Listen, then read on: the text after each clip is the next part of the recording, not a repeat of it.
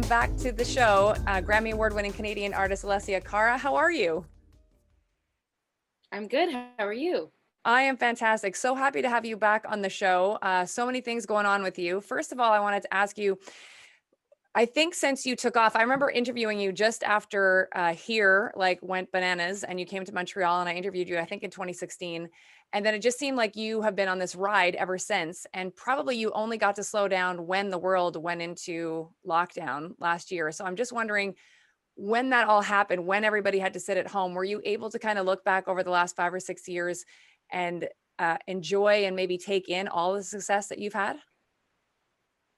Yes, absolutely. Like I remember just like going through my life and I don't know, just I think like when you're kind of doing this so young, it kind of just happens so fast that like you don't even really get to process it. You sort of go through life in this overwhelming like tornado of things. And then it's not until you have like that halt to like you where you really realize like how much you've actually done, if that makes sense. And so I think like this last year was just like a year of processing genuinely like everything, and also like remembering not to take it for granted, because I think, you know, when you go through the motions of it, you get exhausted, you get overwhelmed, and then when you stop, you're like, wow, like I got to travel the world, and yes, it was exhausting, but it was amazing, you know. And it makes you just want to go right back and start all over again. And I feel like now going into this next wave, I'm way more excited, you know, about doing it again, because I've had that time to not have it and realize how exciting it actually is. So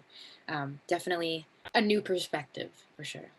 It's interesting because I follow you a lot on social media, and I've seen like this new kind of, and I don't know if it's new or just renewed joy in you now that the new project's going. And maybe it is because you had that time off to kind of rejuvenate and get ready to rock with this next project. Totally, yeah. And honestly, I mean, it's a huge chunk of it is that for sure. And I think another part of it just I don't know, it has to do with just like me healing a lot, like personally, not only with things with my career, but just in my life. I went through a super difficult time with my mental health in the last year. I'm sure as we all did to some degree. And I feel like I'm just excited and happy to be out of that, to be honest. Like once like I just didn't feel like I was ever gonna come out of that. It was that bad. And now that I am, it's just like I can finally like exhale, and I'm just like I'm just so happy I'm not there anymore. I'm just ready to like do life again and do it properly, you know. So again, there's just like a new perspective. I feel like I'm coming out and like shedding skin, you know. I noticed a lot of the comments on Twitter, like a lot of your fans really like treat you as if you're a family member and like a sister or a big Mhm. sister or a cousin or whatever, which I think is amazing. And so for you to be so honest and organic about your mental health with them and sharing that with them, were you nervous about doing that? Or was it just like, was it freeing for you to be able to say like, this is going on and I'm working on it and all that kind of stuff? Because I think a lot of people will take away from what you've done to help yourself and maybe help themselves. 100%. Yeah, and I think that's the reason I like started talking about it. I mean, it is uncomfortable. It is scary. I'm trying very hard now to like speak about it in a nonchalant way and not make it a big deal. You know, with just people in my life or in interviews, like I just try to like say it in passing, because I feel like that's how you make it something that is normal, because it is normal and it should feel normal. It shouldn't feel uncomfortable or scary, you know. And so I think it's just a matter of like talking about it as much as possible until it feels like just a regular conversation. But I feel like the benefit of doing that is what you said. It's just knowing that there's somebody on the other end that's going to be listening, that, you know, is just looking for somebody um, to relate to, you know. And if we're all not talking about it, then everyone thinks that they're alone in it, you know. And it's not until you like watch an interview or read like a Reddit thread. Like I remember when I was going through things, I would like go on Reddit and like try to find people who were feeling what I was feeling, just so I could know that I wasn't crazy, you know. So I feel like there's always people looking for that, and if I could be that person for others, like that's awesome. That's the most important thing. So I try to be as open about it as possible. So you dropped two singles at the same time, Sweet Dream and Shapeshifter. Was that like a huge conscious decision to kind of come out with both? Because usually people drop one at a time, even if it's 3 weeks in between each other, but you were bam, both of them. So why did you do that? I did that because this album, feels like it has two kind of running themes. There's a lot of light and a lot of dark. There's a lot of opposites. You can hear it sonically. There's like up tempo stuff, but then like down tempo stuff. Even lyrically, there's like sadder ones. There's happier ones. So it felt like there's like duality sort of happening throughout the whole project. So it felt like the only way to represent that would be to just put out two songs at once. Were you writing the album like during lockdown, like, or did you get some of it done before? Because I'm wondering how you were able to, or were you able to go to Los Angeles and work? I'm just wondering if you did stuff from Canada, like how that all went down. Yeah, a lot of it was done remotely because it was like mid pandemic. So I did a lot of it in my bedroom. And then when things kind of calmed down, I drove up to Miami, not Miami, my God, Montreal, not Miami. I drove to Montreal with my friend, and I did like a studio session. We just like got everybody tested, and I worked with a couple of producers down there. And that was it. Like it was just done in Toronto and Montreal pretty much for the most part. And it was strange to do that because I'm used to like traveling or like hiding away in LA or something. But this pandemic did not allow for that. But I'm kind of glad because it made me like work from home, and it allowed me to like work with more Canadians, which is cool. Being from Montreal, I am thrilled to know that some of this album was like written here. This is amazing. And so what do you feel about Montreal? Because I'm sure you got to maybe go out a little bit, maybe see a little bit of things, even if we were, still in protocol. So what's your favorite thing about Montreal? I genuinely love it there. I feel like I'm just obsessed with Montreal. I feel like the food is incredible. The environment. I love going to old Montreal because it feels like I'm in Europe. And like there's nothing I love more than like a cobblestone road and like just a coffee. Like that's just I feel like that's where I belong. And going there is like my way of just feeling like I'm in like a storybook, So I love going there. I feel like I feel so happy when I'm there, genuinely. And the people are so kind, like all the fans.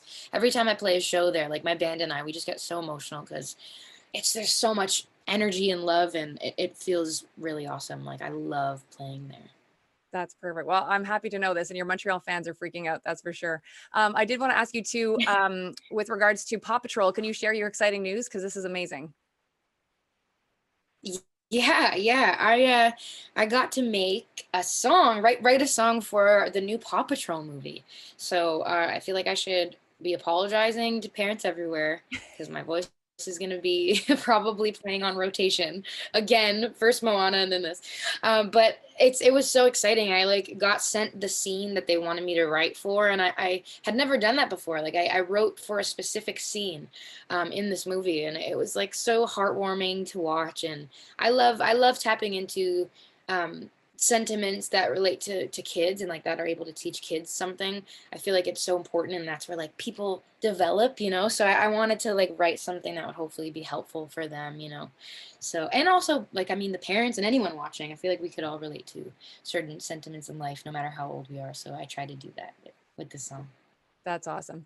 Just a couple of quick questions. I have to ask you because I don't think I've ever asked you this before. Where were you and how did you feel the first time that you heard your song on the radio, which I'm assuming would be here? Yeah, where was I? You know what? I actually wasn't here. I was in, I think somewhere in Florida because I was doing radio promo. At this point, I was going around to every radio station in the States with my guitar, like playing them here, the song, trying to get them to play it on the radio. Like it was like old school. We really had to work from the bottom. It was one of those songs that people didn't really believe in. So I was like, strumming for everybody, like basically busking at these radio stations trying to get people to play it. And so I was in between cities doing that. It was like my someone from my label, Keith, and my dad, and we were all just like shoved in this little van. And we were just driving to the next city, and I heard it on the radio, and I was like, we were all like, oh my God, like this is crazy. Because I finally realized like, wow, this is like worth something, and all this hard work, means something, and people are listening and people are caring. So I was like freaking out. It felt so wild. It was so crazy. I recently interviewed JP Sachs and he said that you're on his wish list of collaborators. Who does Alessia Cara want to work with? Oh my God, cool. I would love to work with him. I think he's so great. He's such a good songwriter. That would be amazing, fellow Canadian. I would love to work with Anderson Paak. He's legendary. Or Chris Martin or Lennon Stella, another Canadian. I feel like she's so good. I would love to write with her. So many people. I'm like a fan of so many people, and I rarely like I rarely write with other people, so it'd be nice to like expand. Okay, cool. And last question, where do you keep your Grammy and do you ever look at it? I my parents actually keep it like on their like mantle of their fireplace. It's funny because like at the Grammys my mom was sitting behind Lord, and Lord turned to my mom when I won, like when I was up there, and she's like, you have to keep the first one. Like my parents kept the first one, so my mom was like, Lord told me I have to keep the Grammy. So they have my first one. I don't know if it'll be my only one, but they do have it on this like mantle, and I see it all the time because I like part-time live here. I have my own place, but I'm here all the time, and I see it all the time. It's so funny. Like every time my family comes over, they like ask to hold it and touch it, and it's really funny. But they're very proud. Awesome. Well, we're so proud of you and, best of luck. We cannot wait for the album. We hope you're going to tour too. And thanks so much for hanging out with us. Thank you. Thanks for talking to me. I can't wait to come back. Like I said, I love it there. So hopefully I'll be there soon. Perfect. Grammy Award winning artist, Alessia Cara.